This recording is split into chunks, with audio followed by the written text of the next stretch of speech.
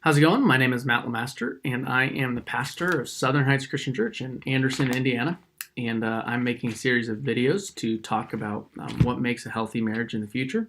And maybe you're already married, and hopefully these videos will be a blessing to you as you try to make your marriage healthier. And maybe you're not already married, and maybe you're thinking about getting married. You want to know what would it look like to be healthy. So up until this point, we've tried to show how the gospel changes everything about marriage. It defines our roles within marriage. It defines how we fight in marriage. It defines what the purpose of marriage is, and it defines so much. And in our last video, we talked a little bit about how the gospel changes even how we approach sex in marriage. It's that powerful. So the gospel is so important for this process. We talked, one of the things that I've been trying to show you is how to protect your marriage from the inside and then to protect your marriage from the outside. So to protect our marriage from the inside, we want to go and have direct public confrontation with our spouse when there's something that comes up. We don't want to run to the other room. We don't want to bear down on our spouse. We want to honestly share our opinion and be quick to apologize, quick to confess. Hear the other person out. And then we protect our marriage from the outside by honoring our spouse and by seeking to make others think highly of them. All right. Well, I tried to show last time how to apply that to sexuality. And this time I want to apply this to how to deal with family. Family is tricky once you get married.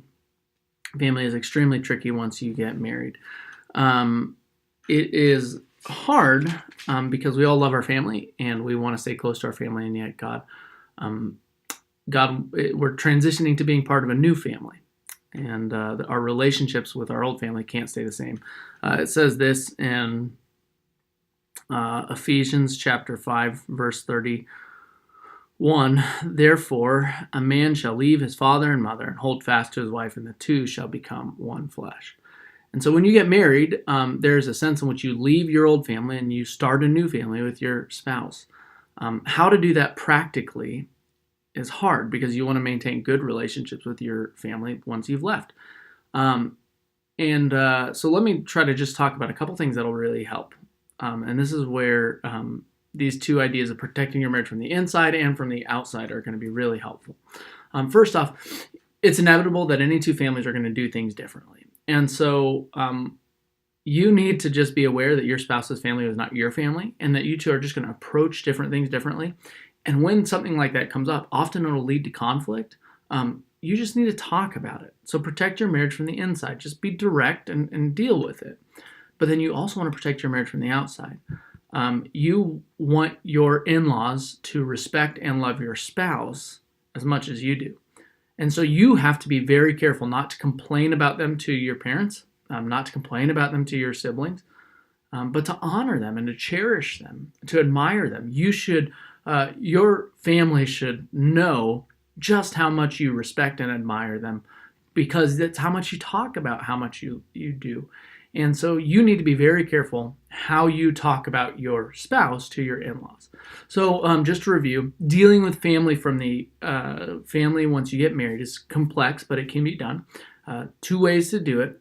You want to protect your marriage from the inside, such as deal with that very public or just between you two. And then you want to protect your marriage from the outside. You want to honor and cherish your spouse. You want your in-laws, your parents, to think well of your in-laws, and you want your in-laws to think well of you, and so you need to cherish them. Two questions as we wrap up this video. Number one, how can you honor and cherish your spouse to your parents? What kind of ways can you describe them? And number two, how can you deal with kind of practical family issues that come up? Why don't you talk about that?